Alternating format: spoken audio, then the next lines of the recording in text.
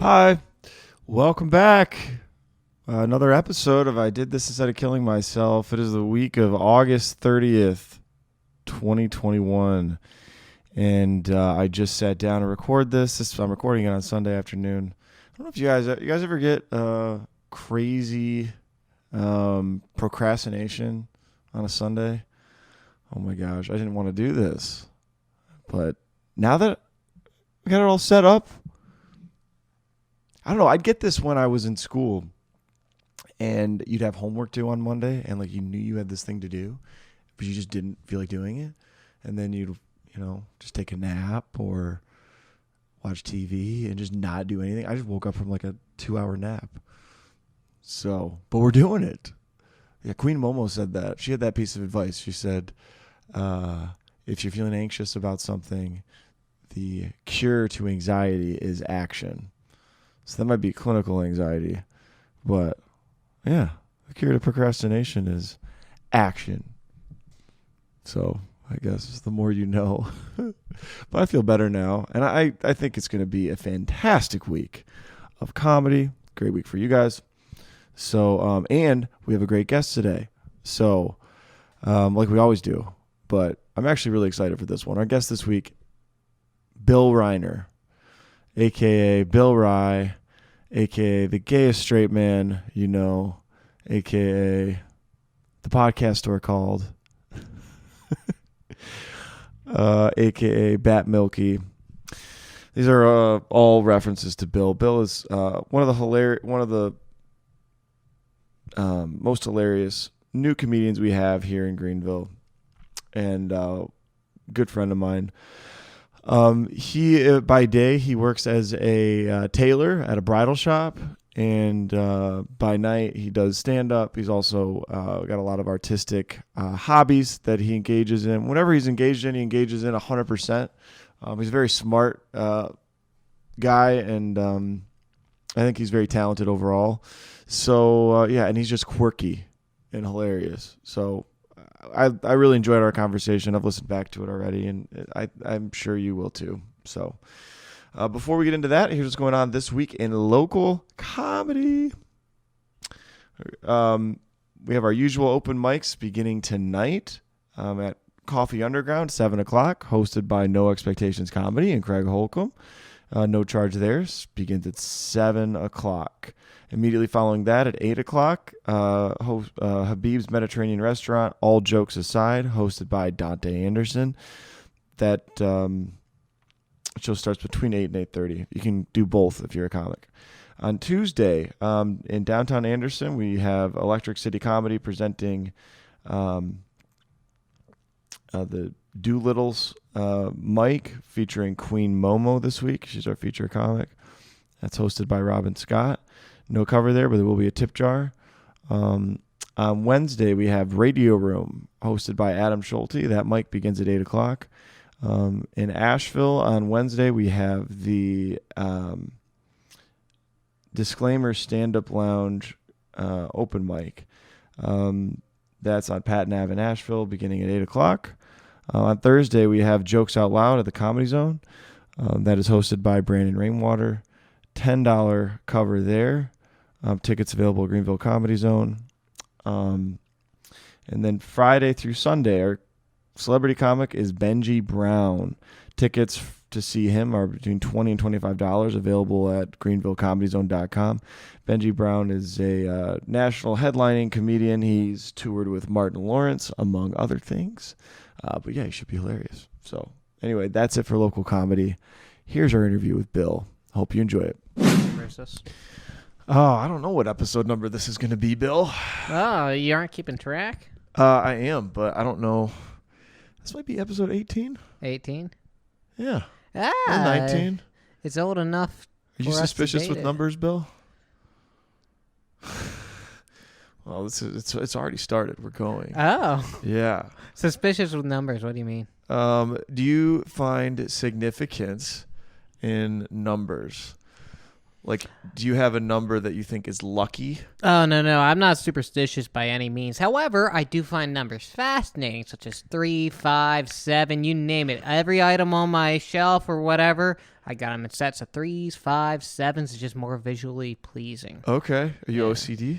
Oh, probably. If I were to guess, I'd probably be either OCD or ADHD, perhaps a combination of both. I've never been diagnosed.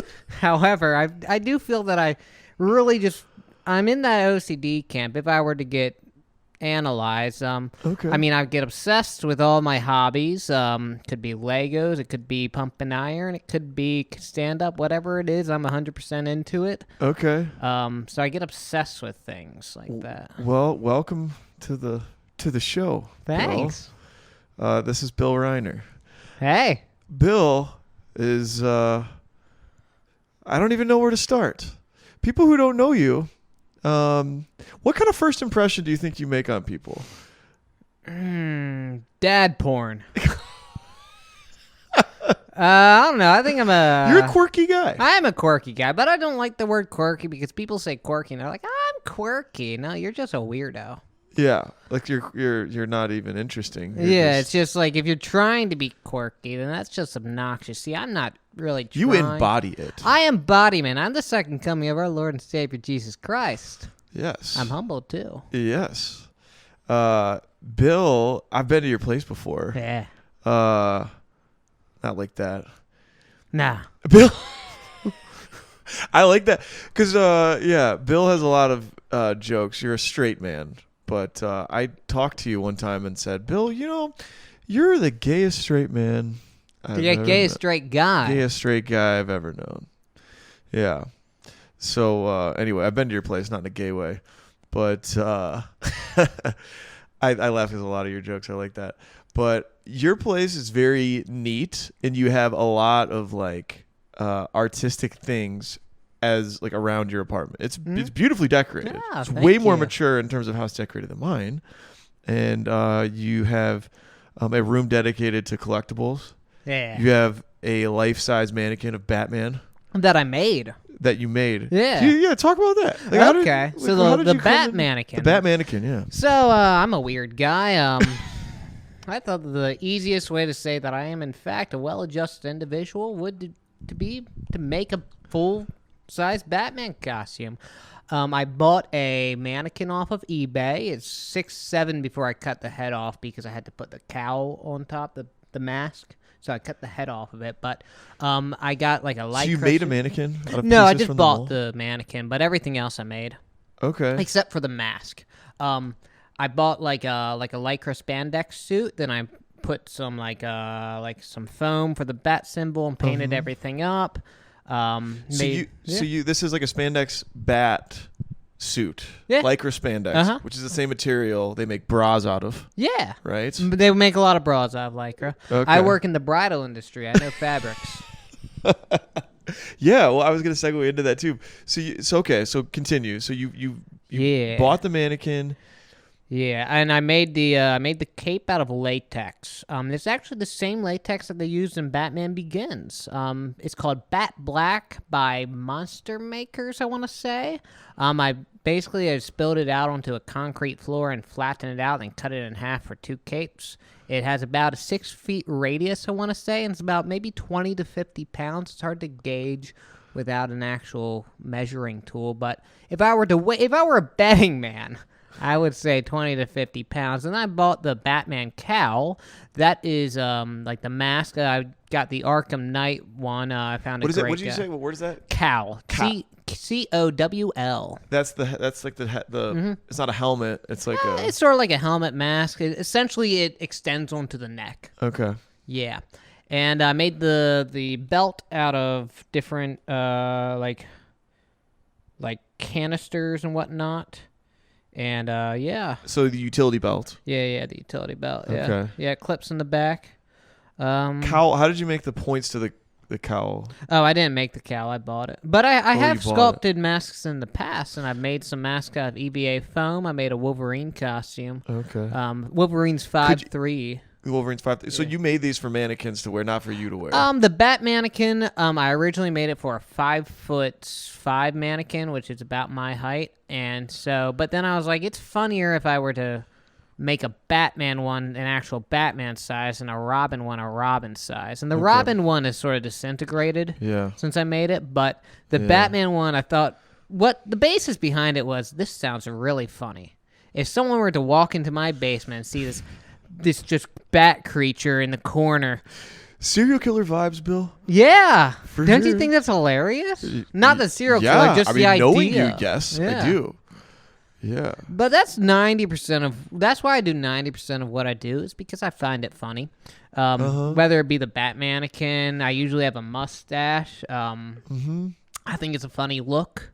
Yeah. So I like to dress like a dad because I think it's humorous. Yeah. Yeah, so just different things like that. Well, so, superheroes have origin stories. I'm really curious in yours. Like, where did your obsession with, because that seems to be a theme. Like, it's not just the Bat-mannequin, but, like, in your place, I see comic book stuff. I forget, you've got a painting of something. Yeah, I've got What was that painting of on your couple wall by paintings. the kitchen? Okay, by the kitchen. So I have this painting that I made. It's a landscape of Europa. It's a moon of Jupiter. It was inspired by the TV series Watchmen. Is my favorite TV series. It's only one season. That's all it needs, and it's a perfect sequel to my favorite book, Watchmen. It's beautiful. It's a satire on superheroes, but in a very respectful manner. Okay. And it has very realistic characters, including Dr. Manhattan and Ozymandias. And I find a lot of solace in those characters, not because I find myself particularly smart, but because sometimes I get lonely, and that's what Watchmen's really about, loneliness. Okay, so now we're getting somewhere. Yeah. So where did your obsession with Batman start? I was raised on Batman the Animated Series, Batman 1966, and the Tim Burton movies. And I was just like, Batman's really cool. What fascinates me about Batman is the fact that he is just a human, but he is the perfect human. He sculpted his body and mind to peak condition. That is what fascinates me about him. Anyone could become, with billions of dollars, of course, but physically and mentally, someone could become Batman. That's what fascinates. He's self-made. That's what interests me. The ambition. I love ambition. I like the Batman story. Obviously, it keeps getting reiterated by different movies, and Robert Pattinson, Bat is next. Yeah. See, I love the story. I like what Christopher Nolan's Batman, because it was like a darker, grittier version. But there's something like deep and archetypal, if I'm using that right, about the Batman story. He's like a flawed. He's an anti-hero. Superhero. Yeah. I mean, he's messed up. He's got his parents killed when he was whatever. Yeah, his parents got killed. I mean, because depending on who's writing the story, sometimes he wants to leave the theater, and that's what causes it. But also, he takes on a bunch of sidekicks, and half of them get killed. Most of them do get killed at some point. But he just keeps on taking on these little kids, these teenagers, bringing them in on a war on crime. Yeah. That's messed up. And everybody thinks like he's controversial, right? Because in the city of Gotham, some people really like Batman, but a lot of people think he's like evil. Right? Yeah. Why is that? Well, because he's a vigilante. He's outside of the law. But also the Gotham City Police Department is infamously corrupt. So there's like a handful that are real clean, like Commissioner Gordon, even like a Harvey Bullock. But most of them are rather corrupt officers. And so he's outside the law, but I mean, once he actually gets established in whichever like universe it is, whether it be like the Christopher Nolan movies or like just regular comics, once he's an established like person in Gotham, he's basically above the police. The police are like, hey, let's just let Batman take care of it. Yeah. And how weird is that a police department is like, yeah, let's have this Bat guy solve our crimes. It is weird. And I thought when I saw the Christopher Nolan movies, I thought there was like a Christ metaphor in it. And not to get all religious on it, but the fact that he is sacrificial in the end, and then he resurrects. And and that he didn't really die, but he sacrificed himself for Gotham. Jesus was very controversial. Like the teachers of the law, who were corrupt, like the police, hated Jesus, and they were the ones that wanted him crucified. And then, you know, he had to sacrifice himself and resurrect, and that's why Dark Knight Rises to me at a resurrection play, which is a deep theme. That is my favorite bit about that movie. The fact that Batman loses. He does everything he could have, but he still lost. He killed Harvey Dent. Yeah. He lost. Yeah, the Joker they broke won. his body. Yeah, which that also leads into my favorite musical, Jesus Christ Superstar. It's a rock opera from Judas's perspective. I've never seen that, so It's I can't fantastic. even. Okay, so Batman. So you've been. I mean, how old were you when you first started? 3? 3. 2? Dang. I was raised with Batman. Did you have siblings? 3. 3 siblings. Yeah, I've got an older brother, a twin, and a younger brother. Okay. Yeah. Got you some middle child. Yep, middle boy. So how early were you involved in like creativity and art and stuff? Like, Always. Because your day job is, you said you're a seamster? So more accurately, I'm an alterations manager. So I manage the alteration shop, but I definitely have like all the skill to sew anything in that room. My background is in suiting. I was a menswear tailor for a year and some change. How much training does that require? For you to be... It depends. I was trained within like 2-3 months how to like alter a suit. But I taught a lot of it myself, and a lot of it's just experience. Okay. Then when I started with my current company, it's a bridal company. I had like a quick crash course on like bridal alterations, but like once you know how to sew one thing, you know how to sew a couple things. So it's basically just don't be stupid. Use critical thinking. I get that, but I don't think there's a lot of people that could do that work. No. Like they're kind of in demand, aren't they? I mean, yes, hiring for that is almost impossible. Like I'm constantly hiring seamstresses, or I'm searching for seamstresses more accurately. because you're the manager, so people work under you. Yep. So you could do the work yourself, but you also manage kind of a team of people that do it. Yep. Okay. I mean, I have no skills in that area. Working with your hands or whatever. I don't even love call. Yeah, like I'm not handy at all. Like I can't fix anything. If anything breaks, I have to call somebody. So. I mean, I'm the fixer, and like when I lived with my parents, I was the fixer of everything in my house. Okay. And my dad was like off doing something. I was a builder of any furniture. I love Legos. Yeah. So I love like building stuff. I just love systems and learning how things are constructed. That's the most fascinating thing to me. And that even relates to comedy. Well, my favorite part about comedy is the structure of the joke. Yeah. Understanding that and being able to hide it in the joke, too. Like, not being able to be like, hey, this is the setup. Punchline. Yeah. Make it seem like you're just talking about something else, and all of a sudden Oh, the shit, audience I is was in the joke, and they're like, oh, we tricked me. Yeah. Got it. Got him. Got him. Yeah. Like I said, I'm not handy at all.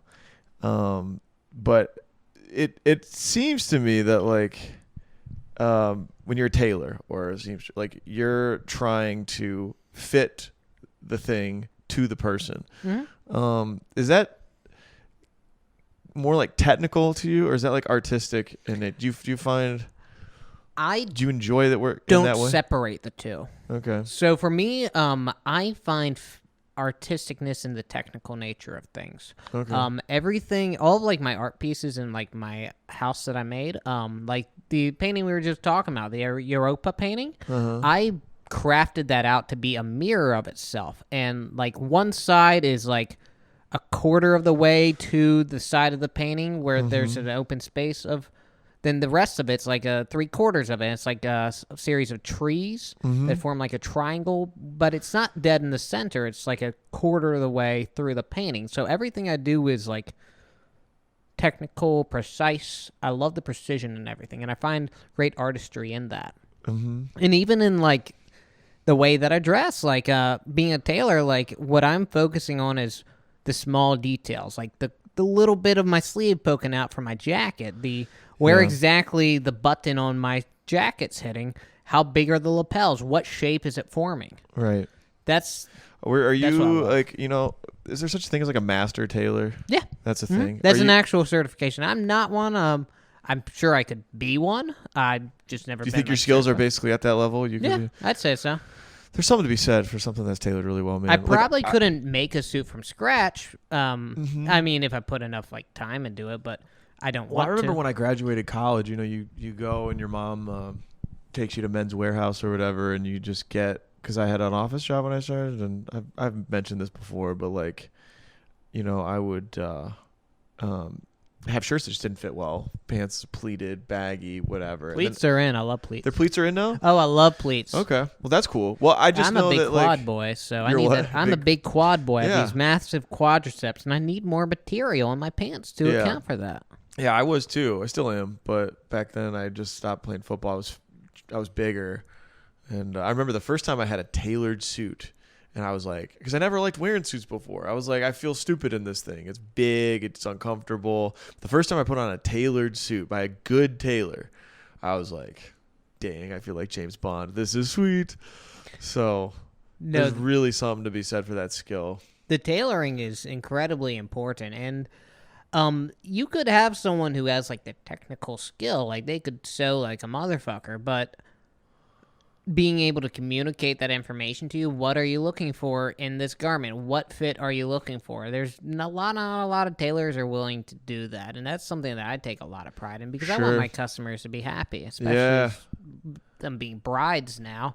Yeah. That's of utmost importance. Like Yeah. most guys would just be like, "Hey, well, how do you like how this fits?" I don't know.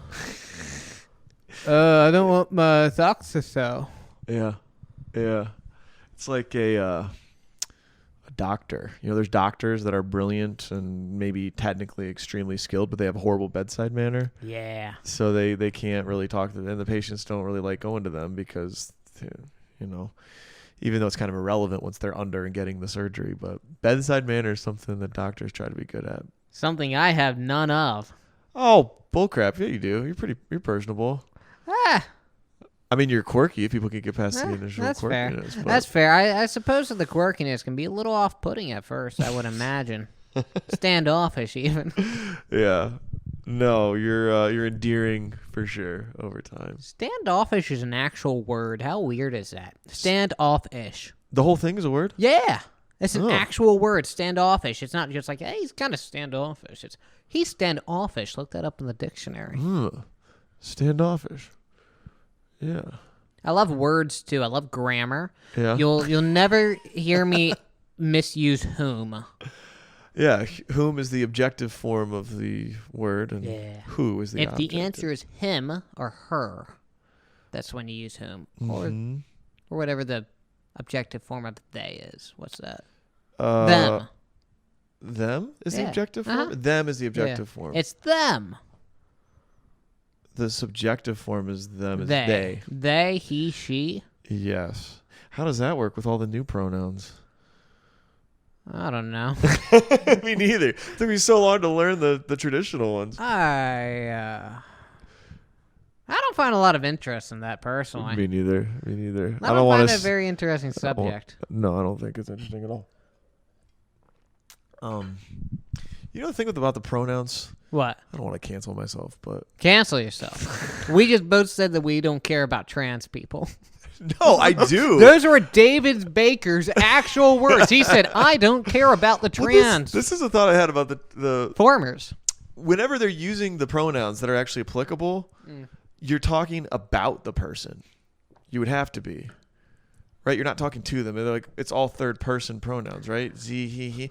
So like if you're using them, you're probably talking shit about the person. So why are you so concerned about it? Why wouldn't you? You know what I'm saying? I never thought of it that way. I love that. Like when you talk shit about me, Z's an asshole because he wants me to call him by this annoying name I had to learn.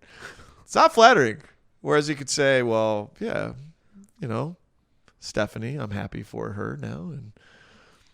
But like if you're learning the pronoun, you're usually talking about the person. When I'm talking about somebody, You're like, fuck Bill. this person. F that guy. Bill, that guy, she's an asshole. Yeah. See what I'm saying? Yeah. You think that's a transphobic thought? I just thought, yeah, all these pronouns. That's I don't when know. you're being talked about. That's an interesting thought. I'm sure the wrong person would consider it transphobic, but I think anyone don't care. who's able to I don't care. form a sentence. Good for them. Good for them. But you're always, again, you're Nothing's wrong. Not you're that there's talking anything about the wrong person. with that. I never want people to talk about me when I'm I not don't care. there because it's probably weird. It's probably bad. You know, I You know what I'm personally don't mind if people talk about me when I'm like not in the room, or even if I am in the room. I don't care how bad it is. I just like being the center of attention. Yeah, I think we all do. Yeah, I mean, there's a reason we get up on stage and talk about dicks for 5 minutes. We don't all talk about dicks for 5 minutes. You do. Oh, I I got to go back to the writing board. No, I'm just kidding. Hey, only like 3 minutes of my 5-minute sets are about penises. I think that's a pretty good ratio. Yeah. Yeah, your comedy style is very unique, and I love that people are starting to relate to it in a big way in terms of like the laughs you're getting. So that's awesome to see. But before I get How's into that, it unique? what's you? You're a unique guy. So Okay. the first 10 sets I saw you do were about Batman. I mean, that's pretty unique. And circumcision. And circumcision. Yeah. Yeah. So, no, but definitely, and that's a compliment. Like, there's not, yeah. Thank you. Yeah. But when you started doing stand-up, so you said this was it kind of like your next venture of like a hobby? Why'd you pick that, though? There's a billion other things you could have picked. Well, 90% of what I do is because I find it funny. Even before I knew that like stand-up was like a thing, most of what I did was because I thought it was funny, whether it was just like a stupid like satirical apology letter in high school or something, or even like my senior year of high school, I wore a utility belt just because it was technically in the uniform. We had to wear a black or brown belt, and I found a black utility belt, and I wore it all of senior year of high school because I thought it was funny. Sticking it to the man. Did other people It wasn't even about sticking it to the man. It was about being technically correct. Yeah. It was so But funny obviously to me. not what they were meaning. Exactly. Yeah, that's funny. Did other people think it was funny? Oh, yeah. The first day I wore it, they were like, everyone was laughing. I love it. So, I mean, why do you think that was? Are you just... I like to make people laugh. like It's to make fun. people laugh? It's silly. I just like being silly. And, I mean, I wanted to start stand-up like a year before I actually did, but I just didn't. I don't know why. I don't think it just had... I think I didn't have the material to do so. And, I mean, we're constantly writing and whatnot. And I feel like each new joke I write, I get so much better than, like, my previous ones. Yeah. And I find that so You have cool. a better instinct for what's likely to work because you've done it. Had you ever performed on stage before? Not really. Like, like little kids' plays when I was, like, in second grade, that sort of stuff, but not, like, real stage. So you'd never done any real public speaking or performing of any kind before you... No, not really. I mean, I would do, like, Lego conventions, but that's not really, like, a show. It's just, like, a convention, and I would put my stuff on display. Yeah. But, yeah, nothing, like, really performative. Okay. That's crazy. You never know. The confidence you have on stage is pretty dang convincing. Even when you were early. Yeah, I've always been told that I have a lot of confidence. I'm just like, I'm just walking. Yeah. I mean, just look like you've got a purpose, a point, and people are like, hey, that guy has his shit together. Yeah. Fake it till you make it. Exactly. It's even not about faking. It's just being confident. Uh-huh. And it could be in like the most minor thing in the world, being confident about your shoes, being confident about how your shirt's tucked in, just minor things like that will just like it'll skyrocket your confidence. Yeah. And just being able to portray that to others. Yeah. And not caring what other people think. I don't give a shit what anyone thinks. That is a powerful thing. Yeah, I mean, I don't give a shit. To not care what other people think. I mean, I enjoy being me. I don't care if other people enjoy it. Yeah. Absolutely. I saw a clip from Jim Carrey. I don't know if you've ever seen this before, but he was giving a speech at this college graduation. And he had a lot of profound spiritual points he made, but one of them was Jim Carrey was a character, similar to like all the other characters he played. It was a less obvious character, but he said he played the guy that was free from concern. It's like, who does he want to be on stage? Like early on, he was trying to figure out like, who am I as a comedian? what am I even doing? And then he landed on that. Because what do people want when they come see you? They have all these concerns. So he could kind of take that on and be like, well, I am the guy that isn't, I'm free from concern. And that can kind of help them relax and to transfer that on. And that's who he played. He was the man who was free from concern. And that's how he won audiences over. He was so out of this world, wacky, and just totally didn't care about anything, including what people thought of him.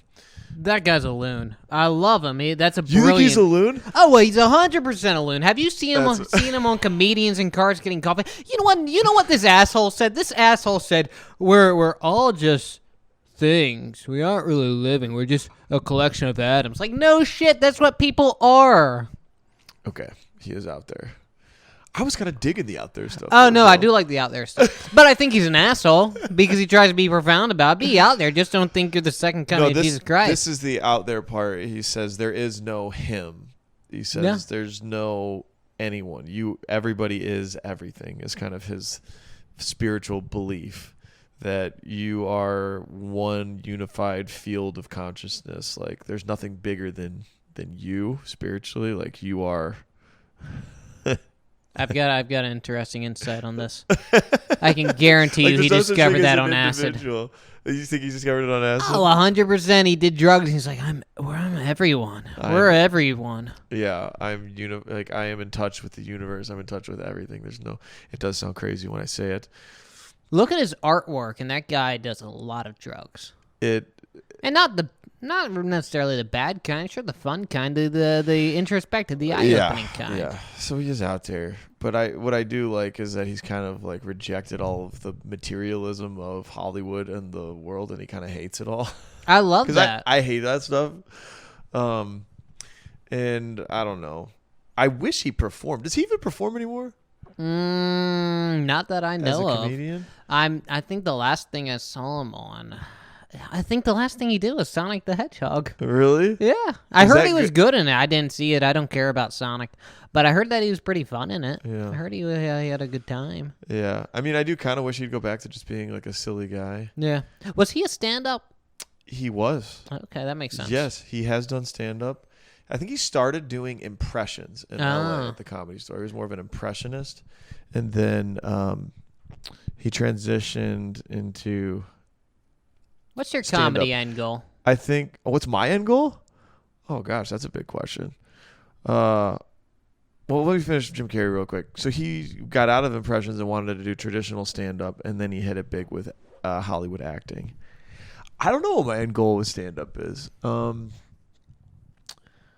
I would love to get as good as I possibly can at it and be able to do it more.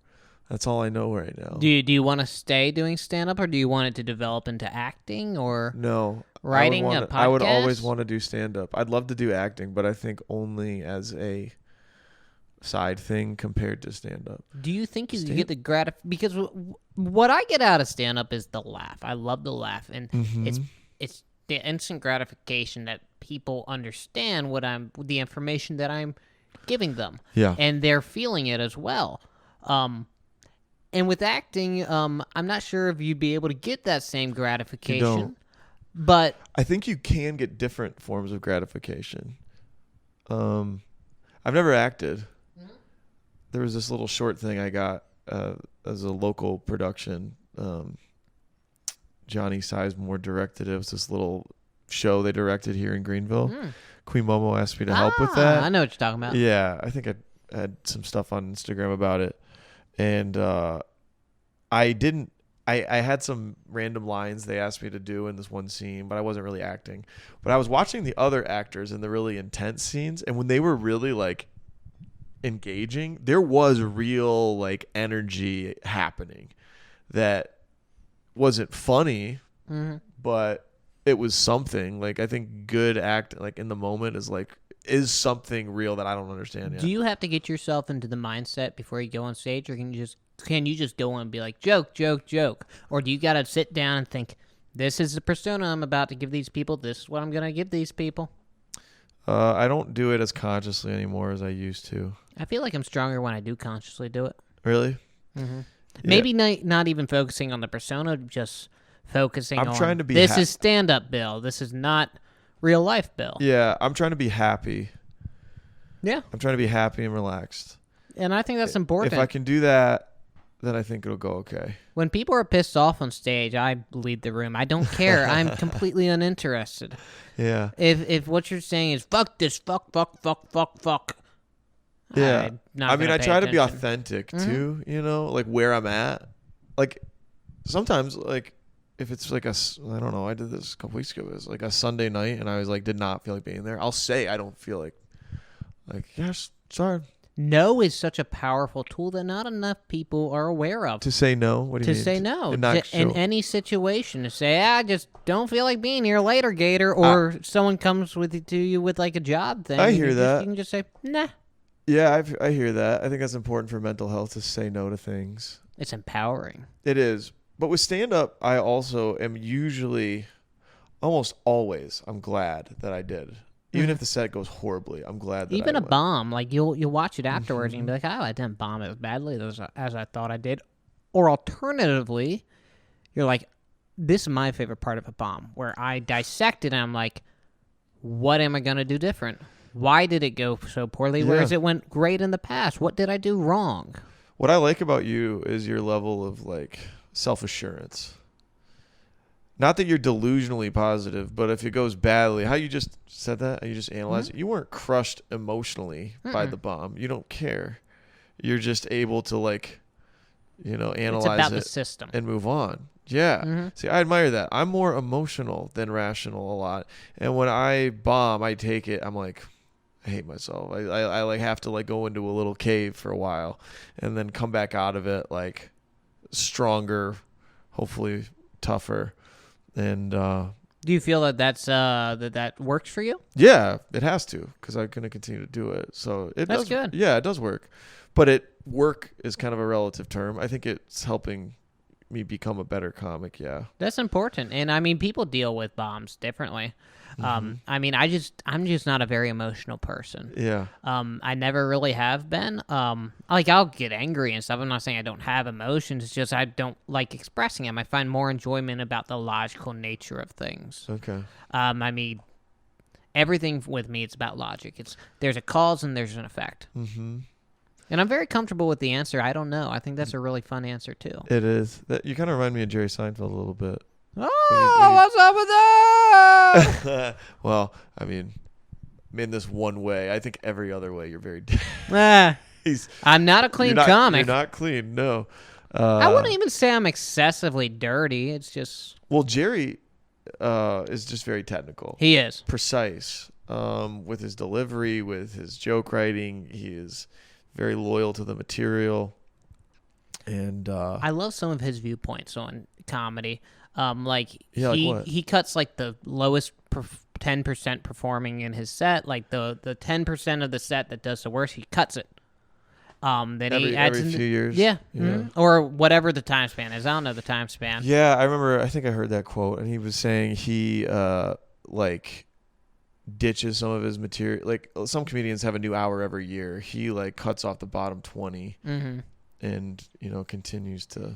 And that's another thing I find really fascinating. I'm not sure if you saw the interview with him, Chris Rock, Ricky Gervais, that's the one I'm talking about. Yeah, I know like Lou is saying he does new hour every year, and then Jerry's like, I want to see their hits. I want to see the hits. If I go to a concert, I want to see their classics. Right. Whereas Chris Rock, I don't know if it was Chris Rock. Someone else is saying, wants no, to see I the do. new I want to see the new shit. See, I want to see the new stuff too. I mean, if I hadn't seen the hits, I want to see that. But that's why I think Jerry's. That was a little bit. It was an inappropriate analogy because music's different from comedy. You can hear the same song a bunch of times and still get a deep sense of joy out of it. A joke, you can hear it twice. And really then you're good jokes, I like hearing a lot. But like a lot of them, once the initial surprise is worn off, then I'm like, okay, I'm ready for something heard else. this, which is devastating. For comedians, because we gotta come with new stuff every time, and most of the audience is gonna be other comics. Yeah. So sometimes it's about finding how to portray your previous joke in an unexpected way for the comics. Perhaps it's the performance, changing the order, changing how you get into the premise. What I think is really important in comedy that not enough local, not even local comics, just not a lot of comics focus on is if it doesn't work, how are you going to make it work? They'll just ditch the joke, or they'll just continue the same structure of the joke. Well, if it didn't work the first time, why didn't it work the first time? Is it the joke? No, I'm not naming names. And I'm not even talking about anyone in particular. But it's like, why aren't you self-editing harder? Basically. Yeah. It's just analyzing. It's like my sticky hands joke. Now it's about Spider-Man. My wanting to be Spider-Man. Originally, it just started as a long, drawn-out thing about my life with sticky hands, and which I think is hilarious. Yeah. I love joke about sticky hands and how he was that kid. With my hands are spectacularly sticky. And then it turned into you wanting to be Spider-Man. Yeah. And now I've got a bit about having cancer as Spider-Man. Yeah, which is hilarious. So, but I don't think you should ditch the sticky hands thing. Oh no, I'm not going to. You know, I like it's just completely different joke with sticky hands. Yeah. You could tie it into Spider-Man. That's, that was your motivation. I changed the joke to fit my set. And I think that's really important. Like, a lot of people, they'll just focus on, like, hey, this joke I think is funny. Why isn't it working? Okay, it's the wrong crowd. Sure, perhaps it could be. No, it's they don't understand it. Exactly. You aren't doing your job. You aren't conveying this information in the most concise manner as possible. Mm-hmm. Oh, and also, I don't like really long, drawn-out stories with no punches. Yeah, nobody likes that. No. Yeah, I was talking with Matt Addy on the phone today. Atlanta. Atlanta Addy. Matt Daddy. Shout out Matt Addy. Addy Daddy. And he made a comment about how, your point about long drawn out stories. Mm-hmm. He's developing this radar for when he's on stage. He can feel, and I feel this too now, when you're just aware of the silence of, like, if you're describing a premise and the silence is lasting longer than you think it should, and you're like, oh shoot, I better get to the point quickly, and he'll like pull the ripcord and go and just get to the next thing. I feel like, and I feel that too now. Like, mm-hmm. I'm not really sad. I want there to be laughter every 10 seconds. I don't like it. It's difficult. I don't like it if there's not laughter every 10 seconds. And that only happened after doing it like a year. Like, if I go back and watch old sets, I'm like, oh my gosh, how many seconds have passed? There's no laughs. How many like what I perceive now as bombing is different than before. And long drawn out stories, man, it takes balls to do those. But also 90% of the time when people do them, it may be a humorous story, but I don't know you. Why is it funny to me? Yeah, exactly. You're just as a random asshole. I feel like if you're newer talking about those long stories, it's harder to... The issue is they don't have any jokes in the stories until the but actual they're not even end. Aware that that's not what you should be doing. Yeah. It's like they see Tom Segura doing that. Yeah, this guy's been doing it for years. He knows exactly what he's doing. Every single line and I guarantee set, he's getting punches. I guarantee you, and everything that's not a punch is meaningfully moving the story forward. There's not...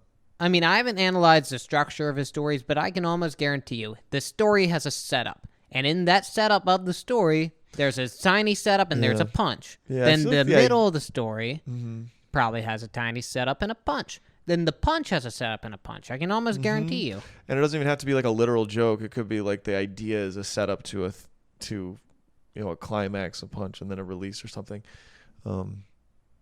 It's kind of like script writing, probably. I've never written any scripts. Have you ever written any scripts or like tried your hand at anything? I used to write a lot. I used to write about this character, Azrael. He's a Batman character.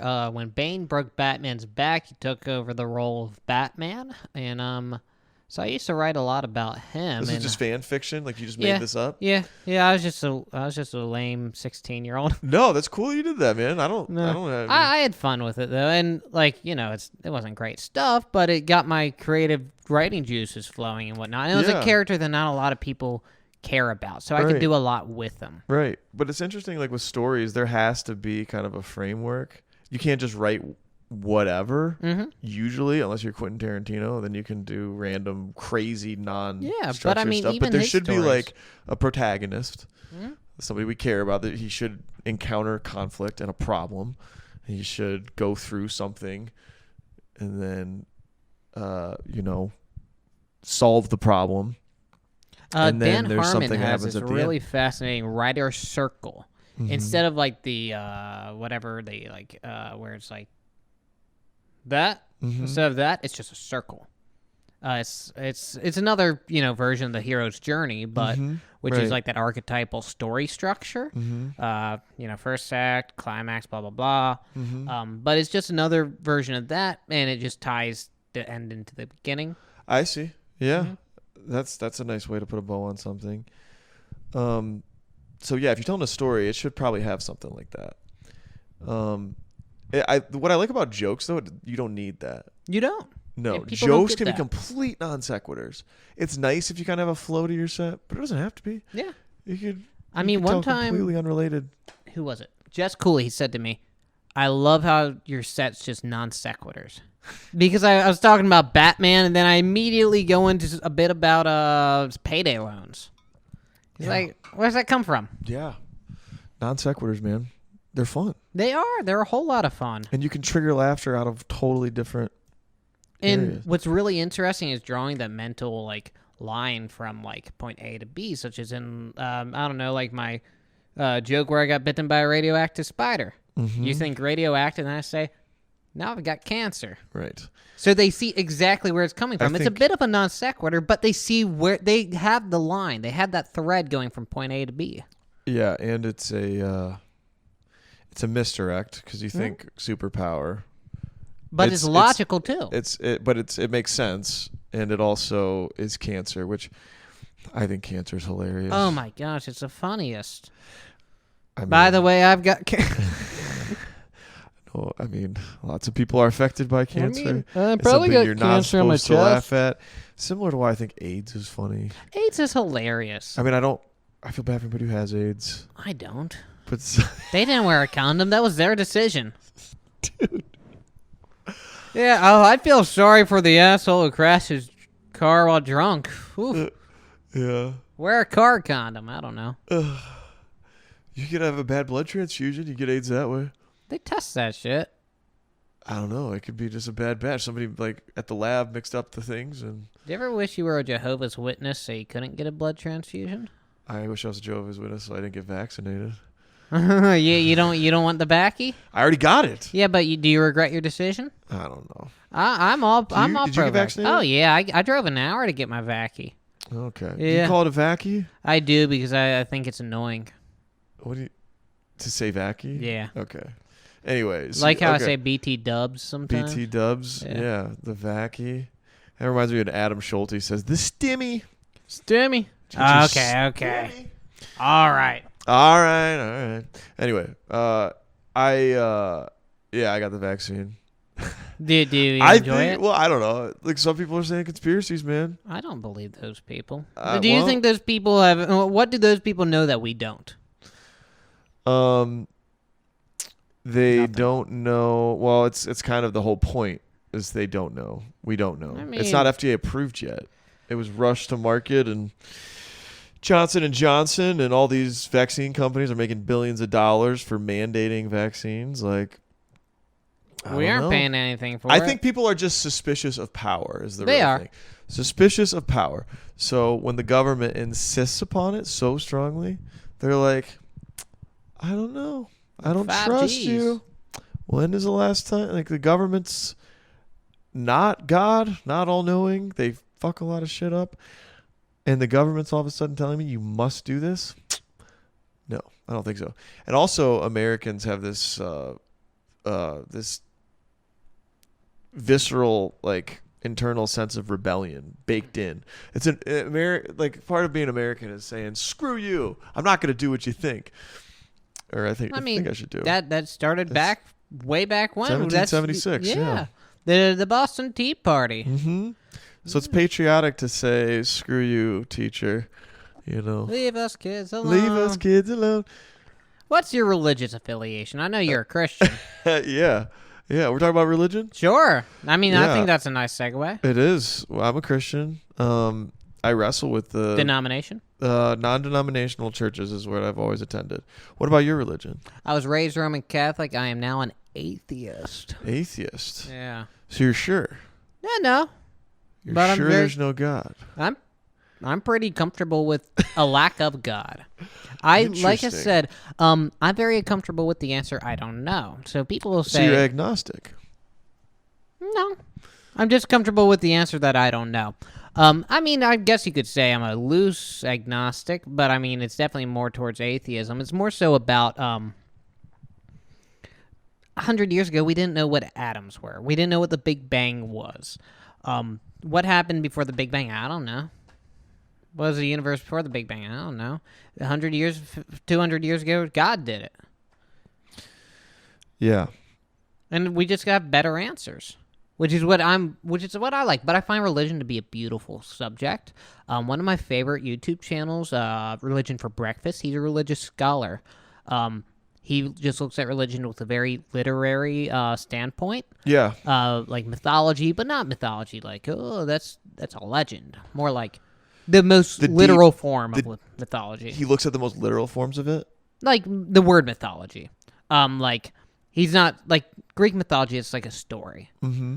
And that's how he looks at religion. Like, what's the development of this religion? Where did it start? So he's analyzing it historically, you're saying? Historically, literary. Okay. Just in all different forms and facets. And I find that interesting. A lot of people, they need religion, and I think that's fantastic. You don't think that's condescending to say? No, I don't think so, because that's not how I'm looking at it. Because, like, some people, they're like, they do need a God. Me personally, I could look at it that way, and I feel cynical saying it that way. But I also feel like it might be condescending to think that, because what you're implying is that they're believing in a fairy tale, and that helps you sleep at night. So good for you.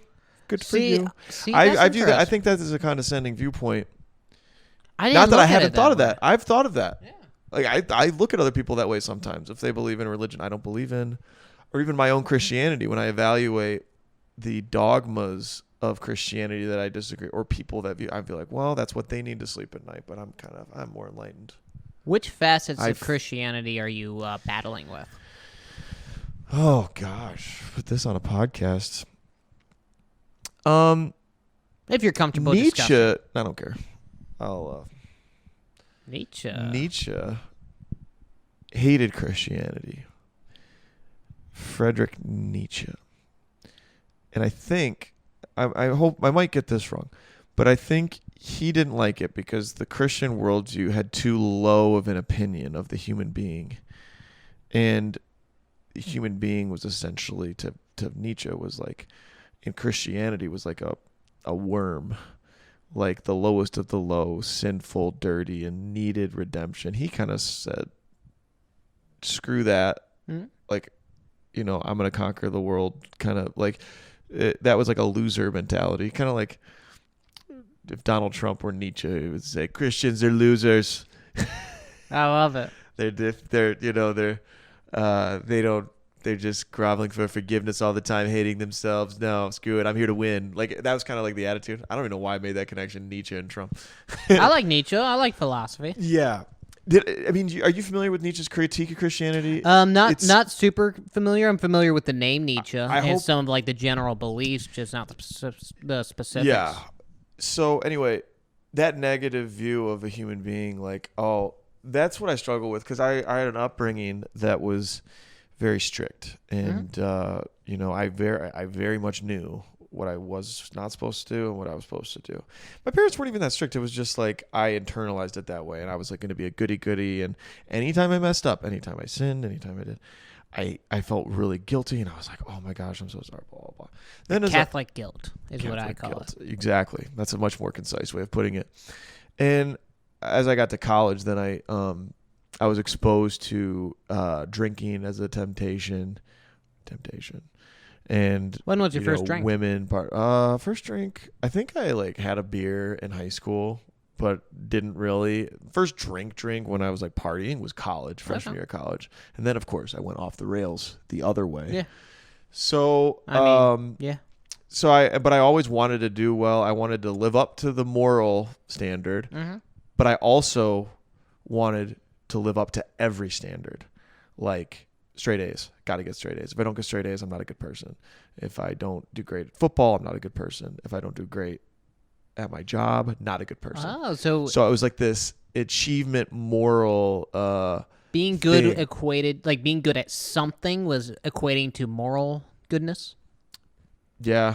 Was that an essentially. intentional? Was that what you were thinking, or was that subconsciously? Were you like, if I'm not selling this amount of respirators at work, I am a terrible I'm a person. piece of God shit. hates me. Yeah, not just God hates. Like I wanted to be that. Yeah. Now, was it a personal thing or was it a religious thing? Well, the religious thing definitely. Because we're all hard on ourselves. We're comedians. If we aren't Yeah. hard on ourselves, then we aren't going to get better. Yeah, for sure. Yeah, I don't know if it was just religious. That achievement, like approval seeking way of living was everything. Do you seek And approval a lot? Yeah, absolutely. But it wasn't until, but I was still unhappy. So I still clung to this religious idea and was still achievement minded. And then what happened was I achieved everything that I'd set out to do. I did it all. Look upon my works, ye mighty in despair. Exactly. I was more depressed than I've ever been after I had the best year of sales of my life. I achieved things that I never thought were possible that You thrive on goals. drive on goals. Exactly. This is a therapy session for me, Bill. I appreciate this. You're welcome. Yeah. You can bill me after. Dr. Asshole. But anyway, so it wasn't until I let go of some of that. I failed at a job interview, got rejected. I've told that story on the podcast before. And I was like, well, that was the next goal. That was like what was going to make sense of this miserable life. Also, I was drinking and partying my ass off because I was so unhappy and didn't know why. And I was also going to church after those drinking episodes, asking for forgiveness. Oh. And then, sex is a whole nother thing. Sexual, like, Ooh. how do you reconcile the purity doctrine of Christianity with temptation sexually?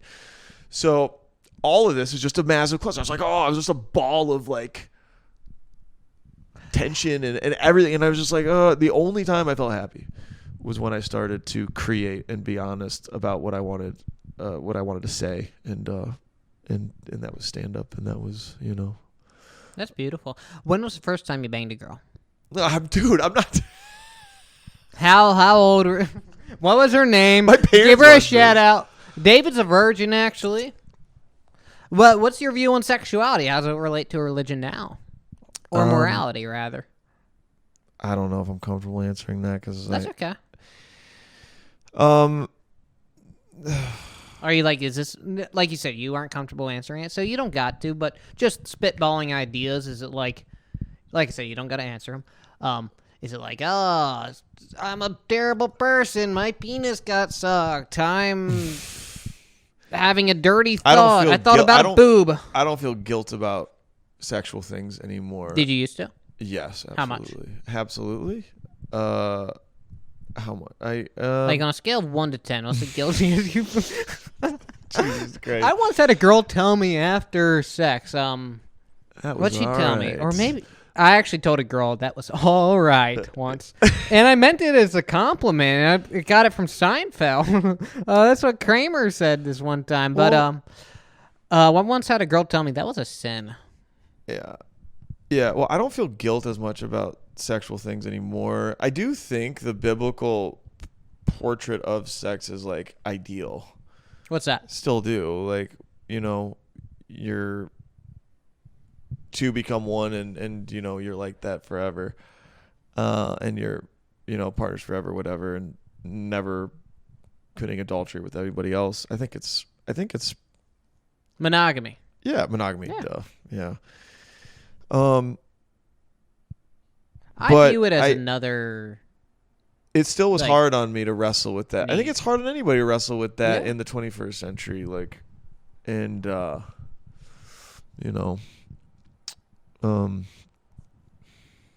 Last time...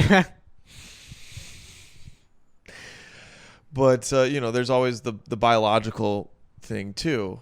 Hmm? How if you look at biologically, we're programmed to procreate, and like, that's a tough reconciliation of the biblical thing of purity. It's like, ideally you meet the right person at a young age and you get married, and then, At a young age? How young are we talking? 18? Well, I'm just saying, if you're supposed to be monogamous with only one person and you've never had sex with anybody else, never thought about anybody else, then, that's an ideal situation. But now... At a young age, but you don't even know who you are at a young age. Exactly. I'm a completely different person. Yeah. Exactly. So there's that to wrestle with, too. Yeah. So, a lot of that guilt is, yeah. I find guilt a fascinating subject. You do? I do. Why do you find guilt fascinating? I was raised Roman Catholic. So, I mean, that's it. Yeah. I mean, the entire religion is, hey, feel guilty about this. Yeah. Yeah. I mean, that's the entire gist of it. Which, like I said, I find religion a beautiful thing. Mm-hmm. And I find it awesome that people get things out of it. I think societies end up being more stable when people do follow certain moral rules. Like, I think if everybody's just sleeping around with everybody, that would create a very unstable society. So to me, that's evidence of maybe it not being a good thing to be super promiscuous. I agree. I mean, but take a look at any polyamorous relationship, like an open relationship. That's just a shit show. Pretty dysfunctional. And I do like the doctrine of marriage. I think marriage is good. I can see that. For a stable family, I think the data is pretty clear on that in terms of marriages are good for the kids. You heard it here. Marriage is good. Marriage is good. We're doing it. Yeah. When did you lose your virginity? 17. Nice. Your turn. I'm not answering this question. That's not fair. I asked you and I'm not going to answer. I was slighted. I was gonna say though, the only time I felt happy and balanced and like myself was when I started doing stand-up, which to me was a real mind F with my religious upbringing. Was this the first like real creative outlet you've had, like where you constructed something? That was mine. Is your baby? Everything else was like a counterfeit parody of something else, maybe. Like, I edited videos in high school, but all the videos I did, like one was like a Scarface movie trailer that was like our take on it. One was like a Green Bay Packers thing. One was like a Seinfeld mod. Stuff that had been done before. Yeah. Nothing was ever I'm only happy when I have these great creative outlets like comedy or Legos or even working out. Like, because working out for me, it's about sculpting my body to be exactly how I want it to be. Mm-hmm. And I find a lot of enjoyment out of that. It's the same enjoyment that I get out of stand-up. Mm-hmm. And that's my favorite part about it. It's the creativity. It's the validation in the moment of like, because like when you make something out of Legos, like you might have somebody come over and look at it and say, yeah, it's cool. Not about people looking at it in person. It's about online. Okay. Yeah. So you get validation online, but it's not the same as stand-up in the moment. People signaling to you that, yeah, what you thought of and shared was good. Yeah. It made me feel good. Like it made you. And like that spark in the moment is pretty Or when cool. They come up to you after a show and just like a bunch of audience members or just like friends of like comics just coming up to you and they're like, oh my gosh, I love that joke. Your bit right there. That's fantastic. Yeah. That's so gratifying. You're riding high, man. That last set at the Comedy Zone. Oh, I came like 5 times during that set. Yeah, it was good. I think technically speaking, like what you refined there was, self-edited down. You took the funniest parts. You opened with things that were lower hanging fruit for people to laugh, and then your gayest straight man joke. That one, which is edgy. Yeah. If you open with that, it doesn't work as well as you think so.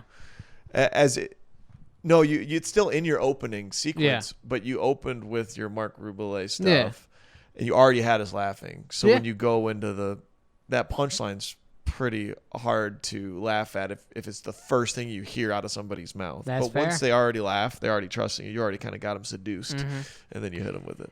That's what I love about like the structure of a set. Structuring your set is so important too. Yeah. It's not just throwing mismatched jokes here and there. And like you can still have a non-sequious set, but it still follows some sort of like structure. Like what's your best joke? What's your middle jokes? What's your second best joke, etc. It's funny though, sometimes I'm thinking about changing my setup randomly just for me, so that I get comfortable being uncomfortable. That's important. Does that make sense? No, 100%. So that you get that changing the wording in your sets. Yeah, that comfortability. So you're real. You're still in the moment. You're shaking. So it's like changing up your workouts. Mm-hmm. Like you're not gonna sit up. You're not gonna do abs and shocking buys your muscle every day. You're shocking it, and you're just like changing the muscle groups. Because it can get fatiguing doing the same jokes too much. Mm-hmm. So. Oh, 100%. Like, there's jokes that I'll never tell again. I don't even necessarily dislike them, but it's like I'm just so tired of it. What have you learned about yourself since starting stand-up? Oh, what have I learned about myself? I like being on stage. It's made me recognize being able to get more in touch with people. I find that difficult sometimes to be on the same level as them, but stand-up forces you to be on the same level as them. I'm not sure. You have to connect emotionally with somebody in the moment. Emotionally, energy-wise, everything. Like, you can't make the situation weird because it's going to feel weird for everybody in the room. Yeah. And if it is weird, you got to address it. So it's improved self-awareness for you think? Mm-hmm. Yeah. Yeah, and I mean, I've always been self-aware. I know exactly how I look, how I come across. I'm not blind. I look silly, but I enjoy that. So, I mean, that's just it's part of the fun of stand-up. Yeah. What is your goal out of stand-up comedy?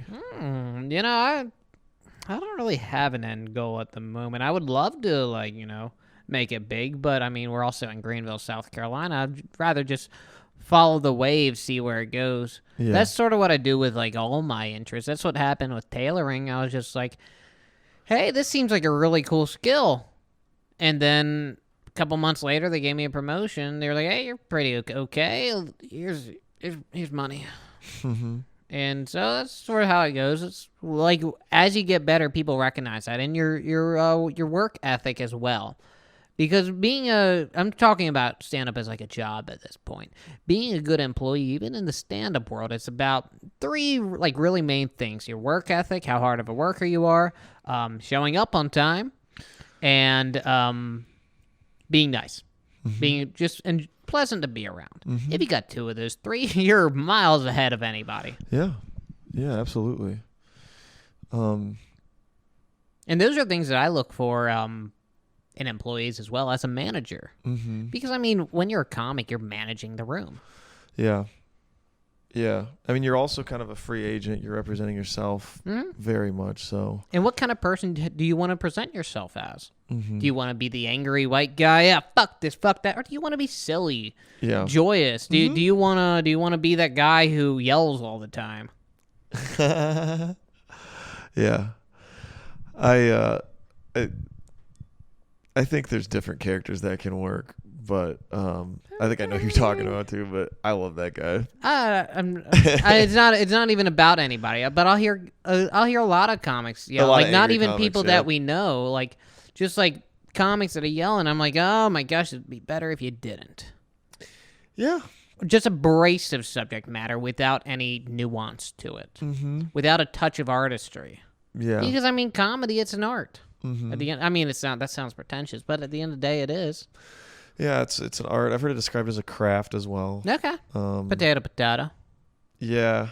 Penis. Well, art is up for interpretation. There's an element of stand-up that's not really up for interpretation in terms of the reaction. You could rub crap on a wall and call it art, and it'd be hard. Oh my gosh, it'd be hard for somebody to argue against that. I call it David Bakker's stand-up set. But oh my gosh. This interview's over. Fuck you. Okay. No, I'm just kidding. No, but with stand-up, there has to be a reaction. So it's like, if there's not a reaction, is it even stand-up? No, it's not really. So, that's not really up for interpretation. That's what makes it a craft versus an art, I think. Because it has to follow that path. But I think it's art too. So we're in the newer group of stand-ups in Greenville, I would say. We are. I'm just gonna commandeer the interview. Comment, go ahead. But when would you say the next bubble would be? Because we're probably in the same group of starting area. You guys started a couple months before me and Jimmy and Whitney and I started all about a them. year ago. Yeah, and I think little over a Jimmy, year me, ago. Whitney, we all started, I don't know, like 5 months ago. So So you're 5 months in. something like that, March. Yeah, Yeah, 5 I don't months. know. Like, so you're asking like what qualifies do as you- like a class of A comedians? classic comedian, like when do you think the next bubble would be? How often do you think these bubbles may be? I mean, we haven't been in the industry long enough to really tell, but I have no idea. yeah, because it seems like the previous bubble was probably like when like Stone Grown, I'm assuming. Yeah. Hard to say, I think. I always wait to see how long people go before they quit. Yeah. Because that's there's a lot of people that start and then you just don't. I can think of 10. Yeah. Just in the there's 5 very months I've few been doing it. people from a year ago that are still here. There's Matt Addy as the start of the same night. Kelby's not here anymore. He'll be. He's dead. And Furlough was around, but he took a very long break. He did. He started when you guys started, right? Amelia had started before. Yeah, he started when I started, and then very long break. Yeah. I'm trying to think of anybody else. Dante had already been doing it before. Jalen had already been doing it before. I might be forgetting somebody. So there's probably like these bubbles. There's only a couple though that started that, so people fall off. People. Yeah, I would say I don't know. Just gauging from what I've seen, like the different comedy like groups, there seems to be like bubbles every couple years, and like you'll have like a small bubble like probably every couple months, but they fall off pretty quickly. Like I'm just off the top of my head, that guy that had that big beard, what is his name? I don't remember it. Poncho, a couple people. I mean, I am literally naming names, but I'm not doing it to be like, yeah, fuck these people. They fell off. It's just like, Yeah. Yeah, it's a good question. I don't know. I think it's very fluid, and it's a revolving door, and but the people that come out, and it's cool. You can tell when a person is like putting in the time too, when they're actually dedicating themselves to it. Yeah, there's no faking it. I remember somebody, was it Trey Kennedy? Is he the Instagram guy? I think. Famous on social media? I think so. Okay. I think it was him. He came to perform at the Comedy Zone. And I remember I wasn't there, but I saw Tommy Donovan and Ginger. And Ginger, who's not a comedian, said it was so interesting seeing him on stage because he was funny, but he wasn't like he was a character. Comedian. He wasn't a real comedian. He didn't feel. He had a persona. He didn't wear. No, not even that. Because I'm saying he, like the stage time, you could just tell he wasn't totally owning everything, like, a comedian would, because that's his primary thing was Instagram videos, stuff like that, TikTok. Like, there's no substitute for the stage time and just the miles you have on you as a comic. And I thought that was really interesting. Yeah. She had that observation without being a comic. I mean, she could just tell. She watches comedy at least once a week usually, so she can see that stuff too. Just being an audience member, and I mean, she's married to a comic too. Yeah. So. Yeah, Tommy Donovan. Yeah. Shout out to Tommy Donovan. Tommy Donovan. I haven't had Tommy. him on. I have to get him on. I haven't had him on yet. But yeah, he was one of the other ones that was around during the pandemic. Did he start during the pandemic? The pandy? Yeah, maybe a little before it, but pretty much. But yeah, it's weird. Stand up to me is too hard, like, for anybody to do it as a hobby for that long. You know what I mean? Like, if you stick it out, there's something more that you really love about it that does something for you. I look at any of my hobbies. I'm using the term hobby probably differently than most people. Oh, I'm using it differently too. I meant hobby as a like a hobbyist in stand-up is not a good thing generally. For me, a hobby, I get entirely dedicated to it. So when I say hobby, I mean it in the best sense of the word. Do you think stand-up is differentiated from your other hobbies? Or do you put it on the similar level right now? Well, I mean, I'm less interested in those hobbies than I am in stand-up. Right, but you could be into something for, it's been 5 months.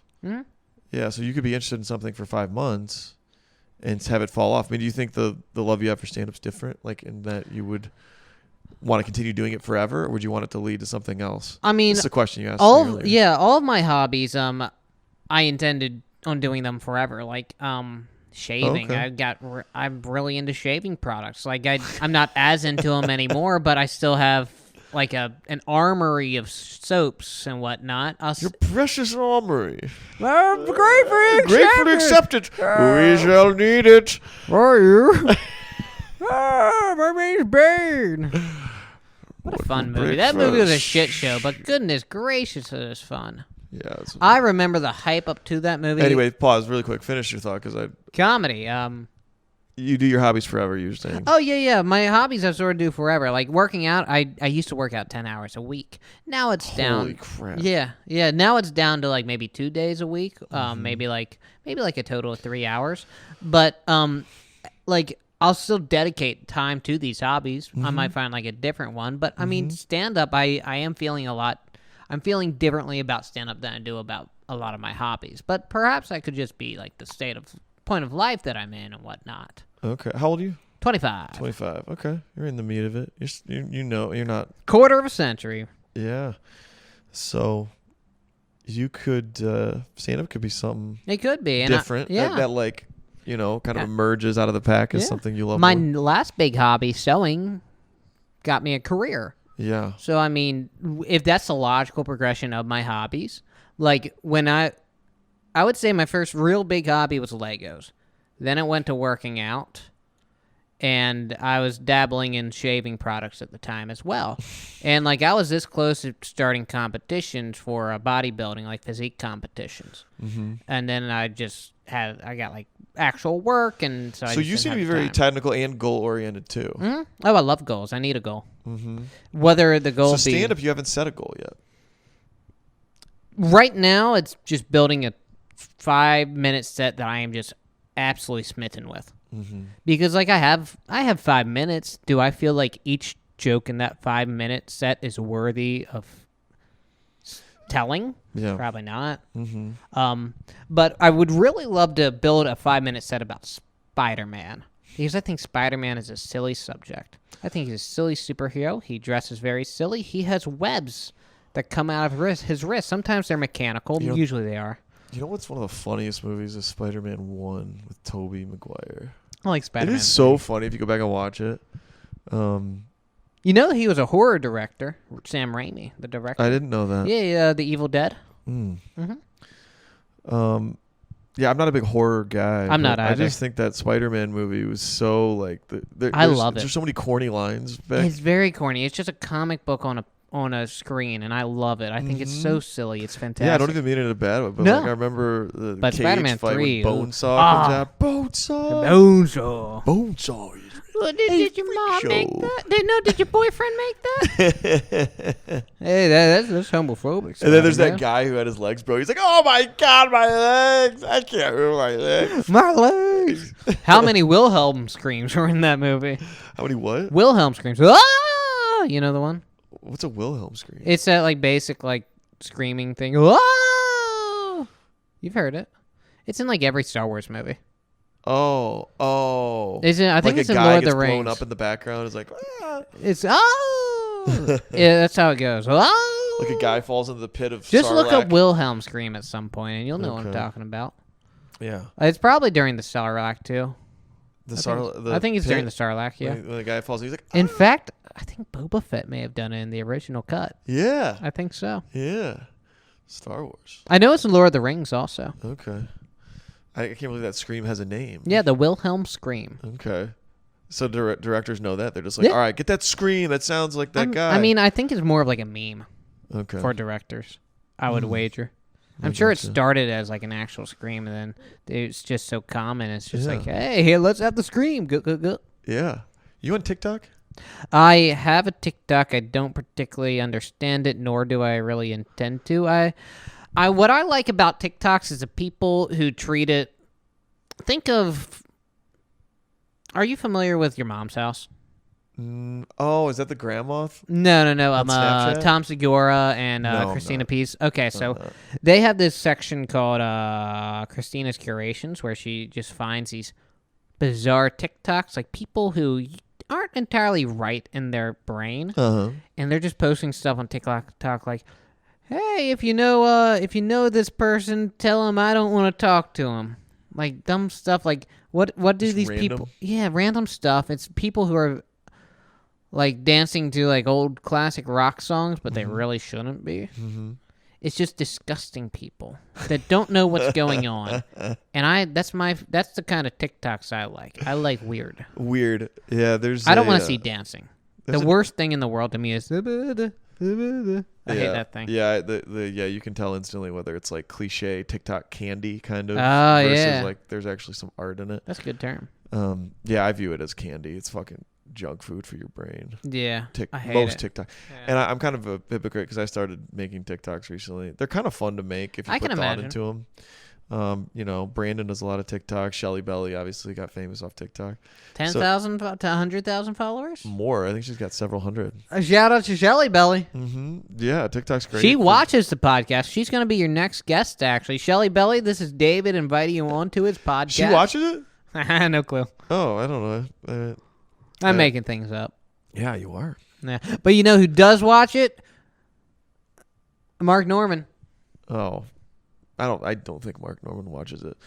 You met Mark Norman, right? I did, and this is kind of a funny. So Jalen and I talked about us meeting, and how I embarrassed myself and was sucking up to him so much. We clipped that, and it's on the Instagram page, and tagged Mark Norman, and Mark Norman watched the clip and liked it. Oh, that's awesome. Oh yeah. Do you think he remembers you? I think so. If he liked the video, I doubt he didn't follow Yeah. back or anything. But if he ever comes back into town, I'm gonna ask him to come on the show. Yeah. But I don't know if he will. He's getting big, man. Yeah, he's is. starting to blow up to where it might be hard to get him to Greenville. It was that Out for Lunch special that really did Out to lunch. Yeah. Yeah, he that might be a goal. Yeah. For any having of an us hour special that to- you just put on YouTube To and self-produce just blow a up. special, Yeah. that would not be that hard. That would be a great goal, honestly. That's going to be my new goal. New goal, hour special, YouTube, doing it. Yeah, comedy. Yeah, that'd be a fun thing. And, I feel like the world's getting flatter in terms of like... The earth is flat. You heard it here.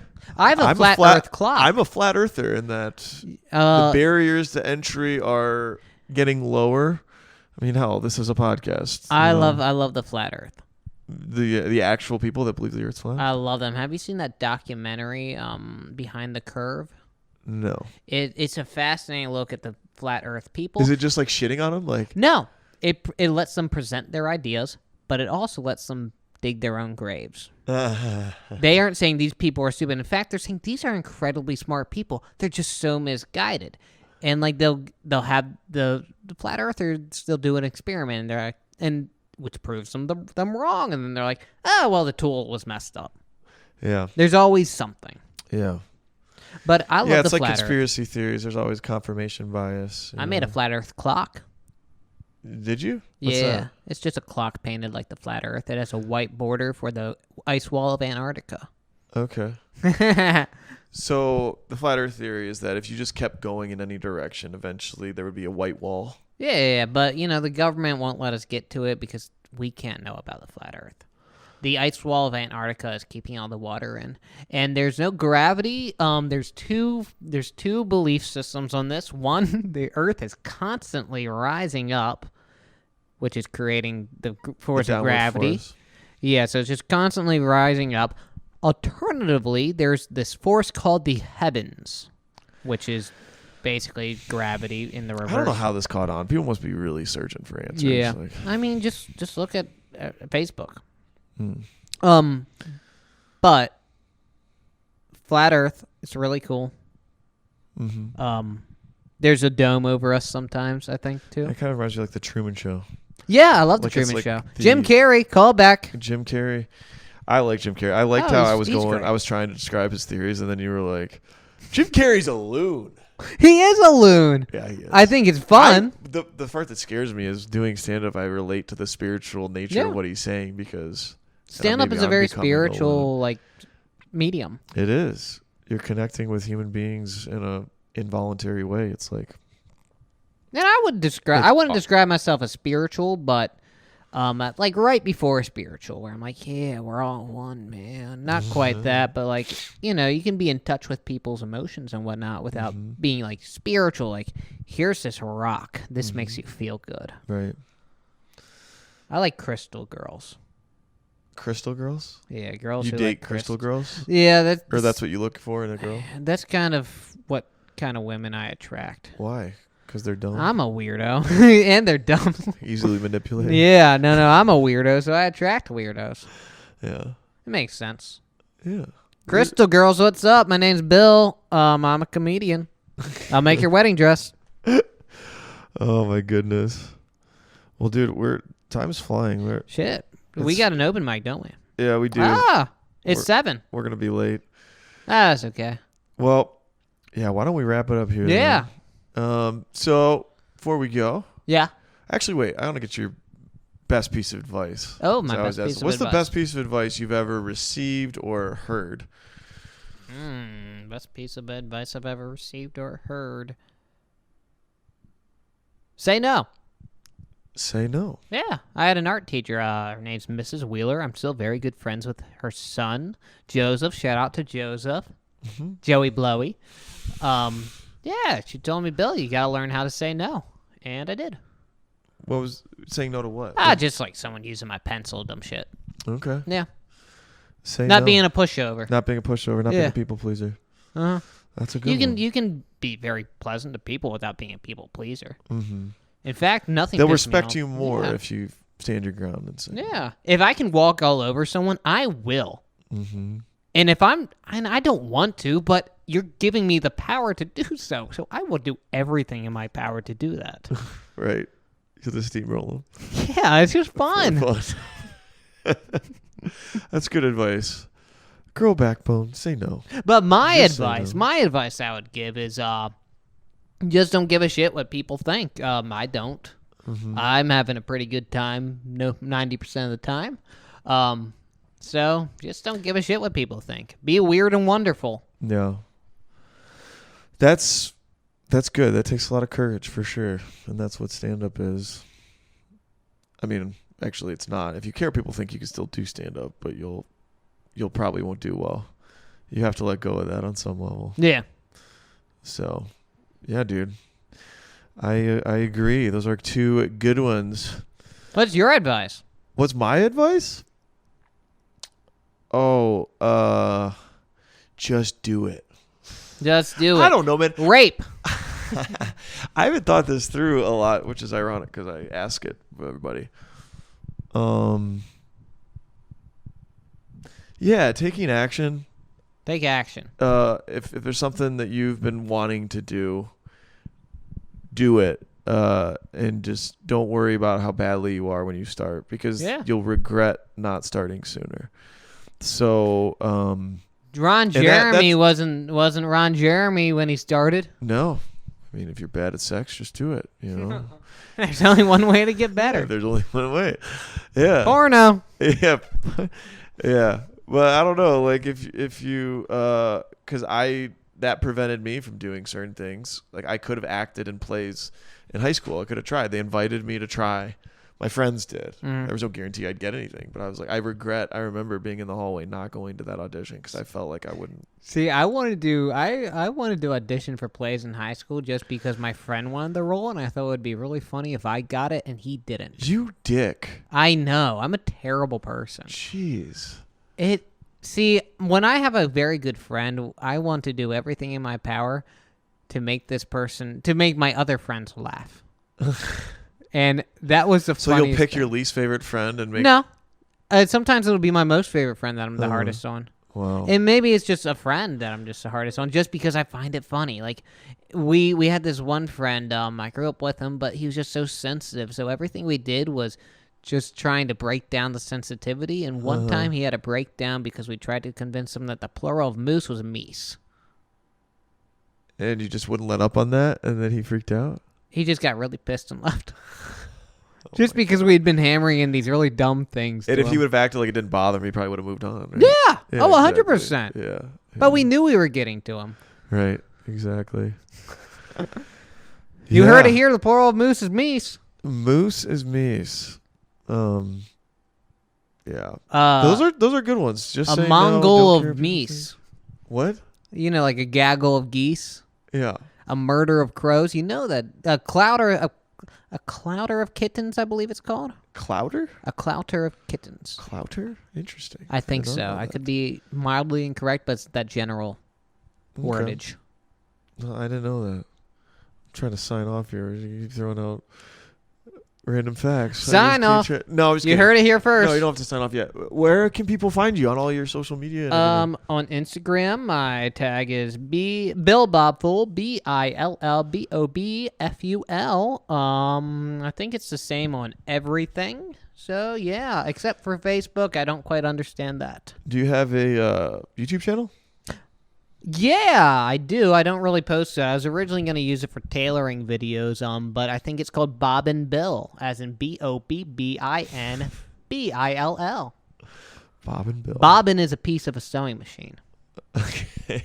I thought that was something else. Get your mind out of the gutter. I don't know, man. It's your stand-up. That's what I think. All right, dude. Well, dude, thanks so much for coming on. I'm glad you were able to squeeze it in. It was fun. This interview was good. It was fun. It's a good one. Comedy. All right. Thanks, everybody. We'll see you next time.